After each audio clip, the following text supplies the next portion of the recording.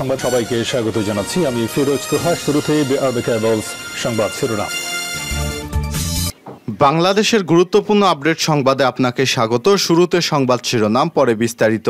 চট্টগ্রাম বন্দরে অ্যালার্ট 3 জারি করা হয়েছে। চট্টগ্রাম বন্দরে ঘূর্ণিঝড়ের আশঙ্কায় জেটি থেকে সমস্ত জাহাজকে গভীর সমুদ্র বন্দরে পাঠিয়ে দেওয়ার পাশাপাশি উপকূলীয় অঞ্চলে 10 নম্বর সতর্ক সংকেত জারি করা হয়েছে।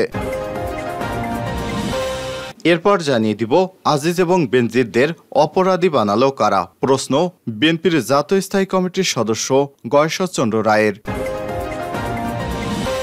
জানিয়ে দিব, আওয়ামী লীগের এমপি আনার হত্যা লোমহর্ষক বর্ণনা দিল জাহিদ। ঝিনাইদহ সংসদ সদস্য আনারুল আজিম আনারের লাশের অংশ খুঁজতে শনিবার দ্বিতীয় দিনের মতো কলকাতার একটি খালে তল্লাশি অভিযান চালিয়েছে পশ্চিমবঙ্গ পুলিশের গোয়েন্দা বিভাগ সিআইডি।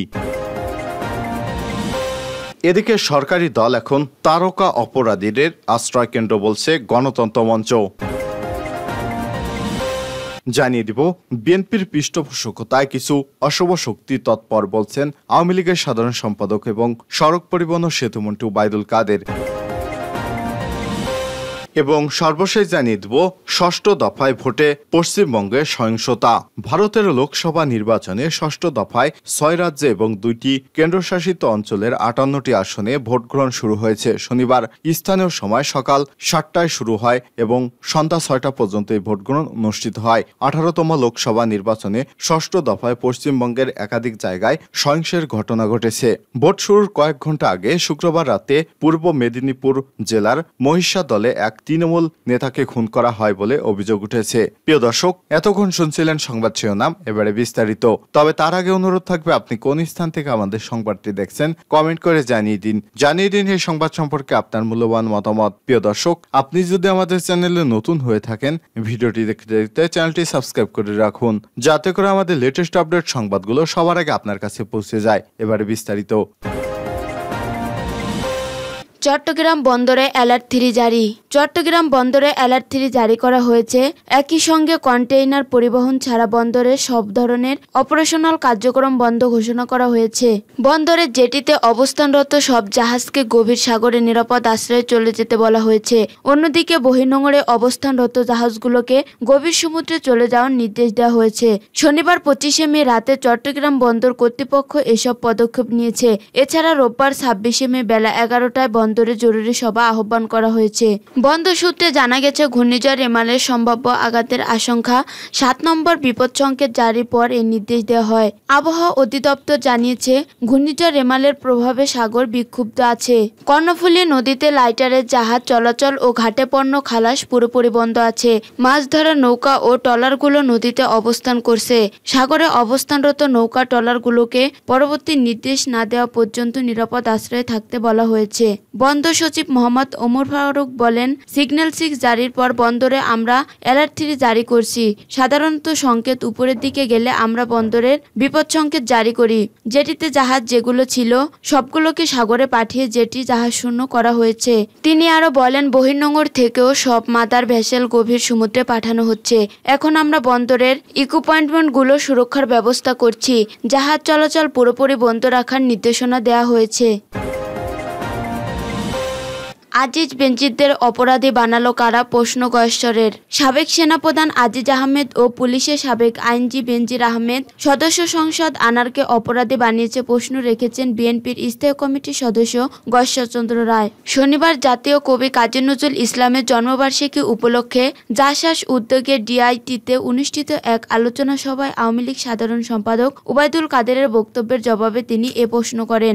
অপরাধ করলে কেউ পাবে না। গত শুক্রবার ওবায়দুল কাদের বক্তব্যের জবাব দিতে গিয়ে গয়েশ্বরচন্দ্র রায় বলেন, বাংলাদেশের সেনাবাহিনী ও পুলিশ বাহিনীর সাবেক 2 প্রধান আজিজ আহমেদ ও বেনজির আহমেদ ও আওয়ামী লীগের দলীয় সংসদ সদস্য আনোয়ারুল আজিম হত্যার নিয়ে আমার মনে হয় অনেকে তুষ্টিত আছে। এই যে বেনজির আহমেদের সম্পদ এবং ব্যাংক অ্যাকাউন্ট জব্দ করা হয়েছে, মার্কিন নিষেধাজ্ঞার পর আজিজ আহমেদ সরকারের উপর দায় চাপিয়েছে বলে শুনছি এবং ওবায়দুল কাদের বলেছে অপরাধীকে শাস্তি পেতেই হবে। এই অবস্থায় আমার প্রশ্ন, তাদের অপরাধী বানালো কারা? তিনি তিনি আরো বলেন, এই যে বিনা ভোটে নির্বাচন, 153 জন বিনা ভোটে এমপি ও দিনের ভোট রাতে হলো, এখন চোখ উল্টাতে পারবেন। যদি পাল্টা চোখ উল্টায় তাহলে তো ঝিনাইদহের এমপির মতো ঘটনা ঘটতেও পারে। আসলে আপনারা যা বলছেন তা জনদৃষ্টি ভিন্ন দিকে নিতে নিতে বলছেন। আসলে এরা সবাই খালাস পাবেন। 111-এ তারেক রহমানকে গ্রেপ্তারের মূল কারণ ছিল সাবেক প্রধানমন্ত্রী বেগম খালেদা জিয়াকে ব্ল্যাকমেল করতে মন্তব্য করেন গয়েশ্বর। তিনি বলেন, তাদের বিরুদ্ধে যত মামলা হয়েছে সব মামলাই ছিল রাজনৈতিক উদ্দেশ্য করা। জাসাসের আহ্বায়ক চিত্রনায়ক হেলাল খানের সভাপতিত্বে ও সদস্য সচিব জাকির হোসেন রোকনের পরিচালনায় আরো বক্তব্য রাখেন বিএনপির সাংগঠনিক সম্পাদক আব্দুস সালাম আজাদ, সংস্কৃতি বিষয়ক সম্পাদক চিত্রনায়ক আশরাফ উদ্দিন উজ্জ্বল, সংস্কৃতি বিষয়ক সহ সম্পাদক শাহিদ সোহরাব প্রমুখ। এমপি আনার হত্যা লোমহর্ষক বর্ণনা দিল জিহাদ। ঝিনাইদহের সংসদ সদস্য আনারুল আজিম আনারের লাশের অংশ খুঁজতে শনিবার দ্বিতীয় দিনের মতো কলকাতার একটি খালে তল্লাশি অভিযান চালিয়েছে পশ্চিমবঙ্গ পুলিশের গোয়েন্দা বিভাগ সিআইডি। সিআইডির হাতে গ্রেপ্তার হওয়ার পর হত্যাকাণ্ড ও লাশকে খণ্ড খণ্ড করে গুম করার বর্ণনা দিয়েছে জিহাদ হাওলাদার। হত্যাকাণ্ডের লোমহর্ষক বর্ণনায় পেশায় কষায় জিহাদ হাওলাদারের যে তথ্য দিয়েছে সে অনুযায়ী লাশের টুকরো টুকরো করা হয়েছিল, পরে সেগুলোকে ফেলা হয়েছিল বেশ কিছু জায়গায়, সেই সব স্থানের একটি বিধাননগর খালটি। পশ্চিমবঙ্গের সিআইডি ম্যানেজমেন্ট শুক্রবার বিবাদনগরের ওই বাগঝোলা খালে তল্লাশি অভিযান চালালেও তেমন কিছু পায়নি। শনিবার সকাল থেকে বিকাল পর্যন্ত ওই খালে অভিযান চলে। তবে ঠিক কী কারণে এমপি আজিমকে হত্যা করা হলো তা নিয়ে সুস্পষ্ট কোনো তথ্য এখনো পায়নি বাংলাদেশ কিংবা ভারতের গোয়েন্দারা। হত্যাকাণ্ডে অংশ নিয়ে বাংলাদেশ থেকে আটক হওয়া শিমুল ভূঁইয়া পুলিশকে জানিয়েছে, আজিমকে চেতনানাশক ওষুধ দিয়ে হানি ট্যাপে ফেলে এক নারীর সাথে নগ্ন ছবি তুলতে চেয়েছিল হত্যাকারীরা। এরপর সেই ছবি দেখিয়ে ব্ল্যাকমেল করে অর্থ আদায়ের উদ্দেশ্য ছিল। তবে তার জ্ঞান না ফেরায় সফল হয়নি এই গ্রুপটি। শনিবার ঢাকা মহানগর গোয়েন্দা পুলিশের অতিরিক্ত কমিশনার মোহাম্মদ হারুনুর রশিদ সংবাদ সম্মেলনে বলেন, ব্যবসায়িক লেনদেন সহ আধিপত্য বিস্তার বা অনেক কিছুই থাকতে পারে হত্যাকাণ্ডের পিছনে। তবে তাদের একটা উদ্দেশ্য ছিল ব্ল্যাকমেল করে টাকা আদায় করা যায় কিনা। এই হত্যাকাণ্ডের অভিযোগে ভারতে আটকদের সাথে কথা বলতে শিগগিরই কলকাতা যাওয়ার কথা জানান ডিবি প্রধান। হাড় মাংস আলাদা করে পকেটে ভরে গুম তদন্তকারীরা জিহাদ হাওলাদারকে জিজ্ঞাসাবাদে জানতে পারে কলকাতা সংলগ্ন নিউ টাউনের অভিজাত আবাসন সঞ্জীবা গার্ডেন্সে আজিমকে হত্যা করা হয়। পরে সেখানে তার শরীর থেকে চামড়া আলাদা করে ফেলে পেশায় কষায় এই জিহাদ হাওলাদার। সিআইডির এক কর্মকর্তা নাম প্রকাশ না করার সত্ত্বে বলেন, এত সহজ হাল ছাড়তে রাজি নই আমরা, তাই তল্লাশি চলবেই।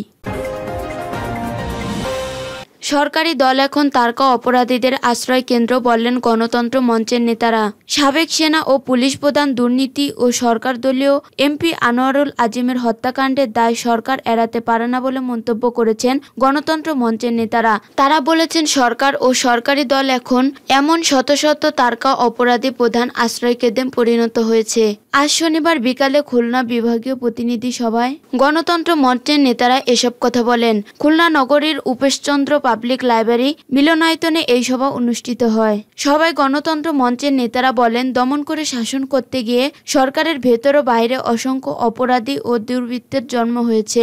এই পরিস্থিতি থেকে বেরিয়ে আসতে ডামি সরকারকে বিদায় দেওয়া ছাড়া আর কোনো পথ নেই। প্রতিনিধি সভায় মঞ্চের কেন্দ্রীয় নেতারা বলেন, কর্তৃত্ববাদী শাসন দেশকে গভীর অনিশ্চয়তার মধ্যে নিপতিত করছে।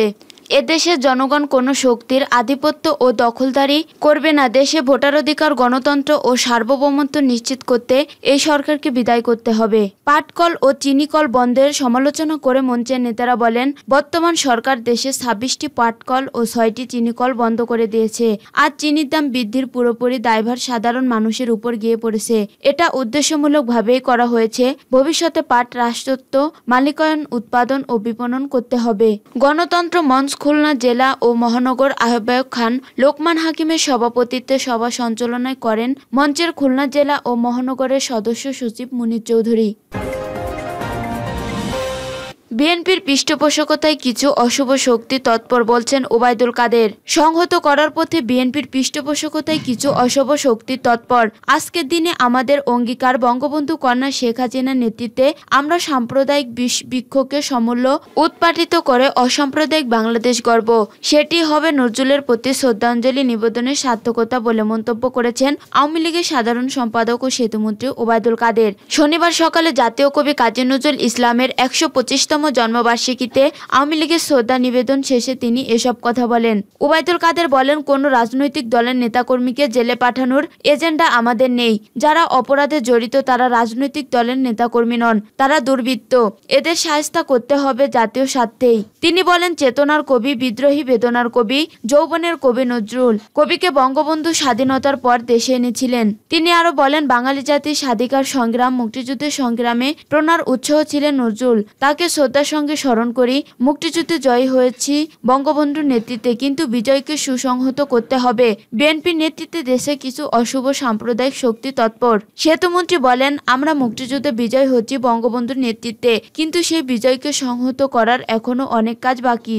এ সময় আওয়ামী লীগ নেতাদের মধ্যে সেখানে উপস্থিত ছিলেন দলের সভাপতি মণ্ডলীর সদস্য ডাক্তার মোস্তফা জামাল মহিউদ্দিন, যুগ্ম সাধারণ সম্পাদক আফম বাহাউদ্দিন নাসিম, সাংগঠনিক সম্পাদক আহমদ হোসেন, এস.এম. কামাল হোসেন, সুজিত রায় নন্দী, দপ্তর সম্পাদক বিপ্লব বড়ুয়া, প্রচার ও প্রকাশনা বিষয়ক সম্পাদক আব্দুস সোবাহান গোলাপ, বিজ্ঞান ও প্রযুক্তি বিষয়ক সম্পাদক ইঞ্জিনিয়ার আব্দুস সবুর প্রমুখ।